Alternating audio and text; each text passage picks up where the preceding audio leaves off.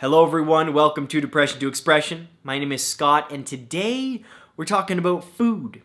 How food affects mood. These top 10 foods that I'm encouraging you to research and to incorporate into your diet. Ask your doctor, again, do more research. I'm not a nutritionist, I'm not a doctor. I'm just a guy who reads a bit, experiments with his body and tries new things to make himself feel better. That's all I do, that's it. Now, this channel is all about attacking depression and anxiety from every possible angle, seeing what works, seeing what doesn't, throw away the fluff, and keep all the good stuff. That's what this channel is all about. I'm not saying you're going to eat these 10 foods and feel better right away, and that's put all your eggs in one basket, I'm just going to work on my diet, then that's it. No. It's not the way I've experienced depression, anxiety, and managing symptoms. It's more attacking from every angle. I'm going to try these different foods, maybe a few, maybe one, two, see how I feel. But alongside that, I'm going to do some therapy. And then how about some medication? And then how about some exercise and then meditation on the side? Attack it from all angles. This isn't the be-all, end-all, okay? These foods are just to spark some ideas for you to do some more research and think about your diet. That's it, all right? Top 10 foods I'm encouraging you to try. 3, 2, 1, go. Number 1, whole grains. Now, there's already going to be debate in the comments.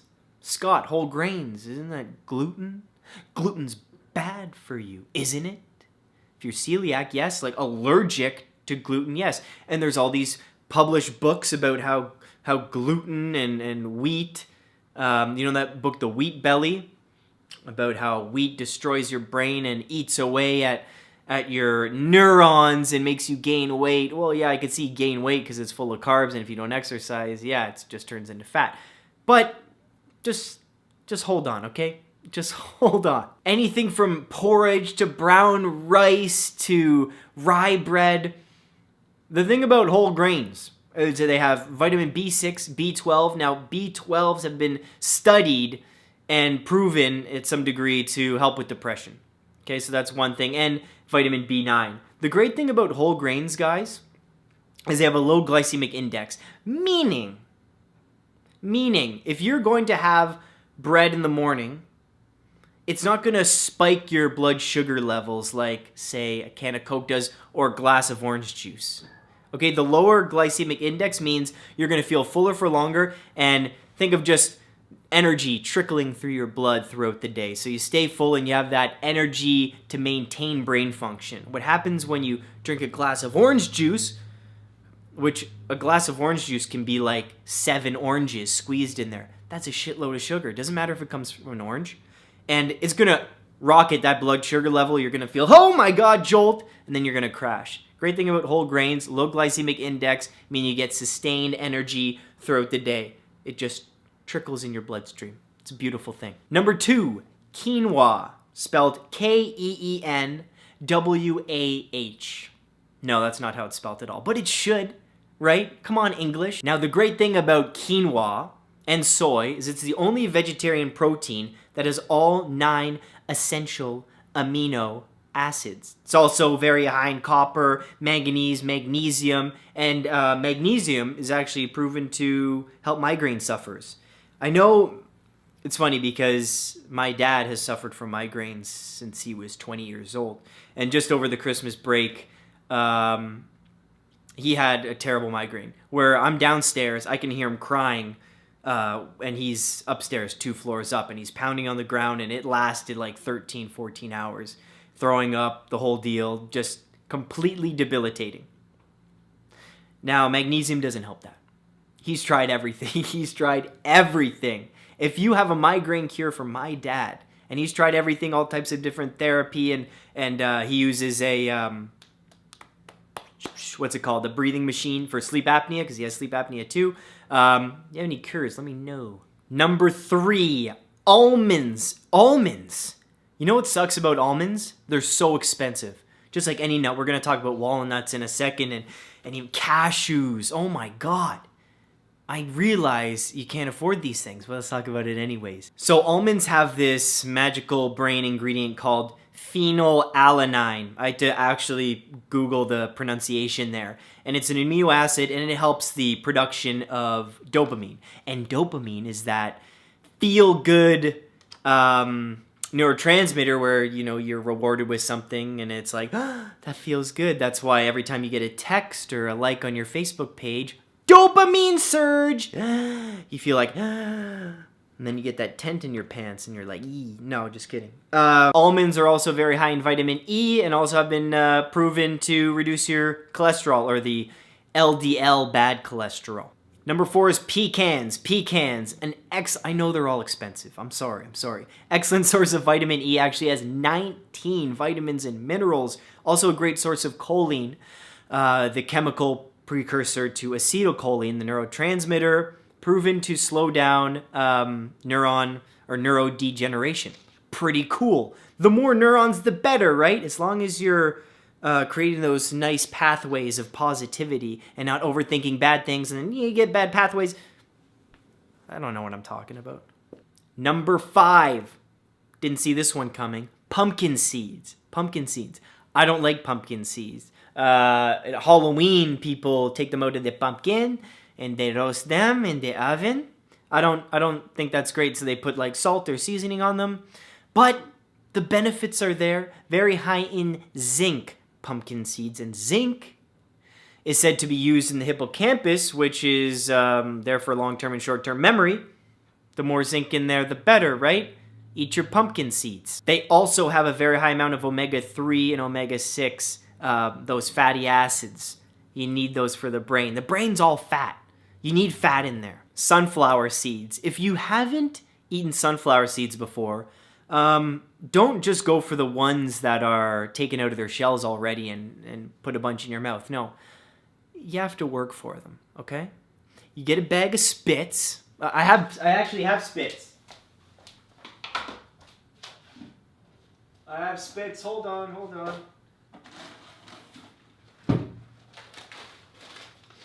I have Spitz. Check this out. So these are cracked pepper. Some go with the salt, some go with the plain. And you load a bunch on your cheek. Anyways, suck on them. And you really gotta work for a seed. Here, there's one. You bring it to the side, and you chew that one, and then you work on the cheek. It's an amazing thing. Avocados. They are delicious. I love putting them in salad. People do the toast and then cream cheese and avocado. That's disgusting. Or am I getting that mixed up? Anyways, I just have them in like salads. You can eat them on their own. You can put them in a smoothie. Delicious. Yes, expensive. Yes, they are expensive. Everything that's good for you is expensive, and the price of food, at least in Canada, is increasing. Fresh food is increasing, fresh produce. Government, you gotta do something. You got to. Farmers, excellent job. Keep doing what you're doing. But like, you want to eat healthy, and it's very hard to do so. Anyway, so avocados, very high in unsaturated fat, which increases blood flow, decreases blood pressure, great for hair health, skin health. And I actually wrote this down because I don't know how to exactly pronounce this. But the Aztecs named the avocado tree Ahuacatl, Ahuacatl, Ahuacatl, or in English, testicle tree. And they named it that because avocados increase your libido. So the Aztecs were horny all the time. If your libido is a little down, you have a quarter of an avocado. Let's see what happens. Number 8, eggs. I bet you didn't see this one coming. Now for those vegans, I'm sorry. I am sorry. And eggs are not essential. Just like all meat and animal products aren't essential. There are many healthy vegans out there. Eggs, you don't gotta do. Okay? Fish, you don't have to do. You just have to supplement and get your omega-3s and protein and vitamins elsewhere. Okay? But eggs, also high in choline, which we talked about, tryptophan, which we also talked about, has every B vitamin, and high in protein. And protein is essential for muscular growth and brain development, and we all know that. And number 9, green tea. Cannot stress this enough. If you don't like the taste of green tea, you can learn to love it. You can. You can force yourself to eat foods and then finally like it. That's what I did with olives. I hated olives. I ate one a day for like 3 weeks. Now I love olives. It's interesting, right? You can do that. Try it with green tea. Try it. What I do with green tea is I steep it for so long that it gets bitter.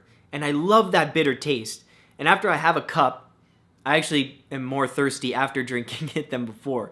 But I love green tea. The cool thing about green tea, it has antioxidants called polyphenols, which actually regulate your glucose levels and increase dopamine. And we talked about dopamine, how that's that reward neurotransmitter. Get a text, well, this time, have a sip of green tea. Feel good. Feel real good. All right, try green tea. If you don't like the taste at first, try putting in a bit of honey. Put a bit of honey in there and see how you like it. Number 10, last but not least, dark chocolate. Can you believe it? Can you believe it? Now, just let me read this here that I printed off. Again, doing a bit of research. I'm doing research for all of you. Thank you for supporting the channel. Thank you. The cocoa bean was revered by the Mayans and Aztecs as its scientific name, Theobroma cocoa. Means food of the gods. That's amazing. Very cool. Now, this is interesting. There's magnesium, a lot of magnesium in dark chocolate. 50% of people in industrialized countries, meaning US and Canada, are magnesium deficient. I don't know about that. Obviously, depends on your diet, but 50% of people magnesium deficient? That's a little hard to believe. That was really the only good thing about the dark chocolate, other than it has those antioxidants as well and can also lower blood pressure. With dark chocolate, I don't like milk chocolate anymore. It feels too waxy and sugary. I like the high cocoa, like 78, 80%.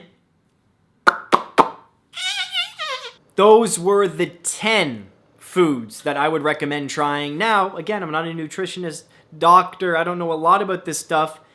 Maybe you have suggestions and research you want to share with me. Please comment below and share some different foods that may have helped you. Maybe different supplements. I know we're talking about omega-3s and B vitamins and choline as a vitamin as well you can take. Please let me know. Please like, please share. Again, the point of this channel, it's sharing, man. Sharing is caring. It's all about spreading the word of mental health, helping each other through tough times, helping us feel better, be more content with our lives. A lot of that's psychology with the food. Some of it's diet and biology. That's what it comes down to. Brain chemistry, things like that. So let's be nice to each other in the comments. Have an awesome day. Don't forget to subscribe. Take care.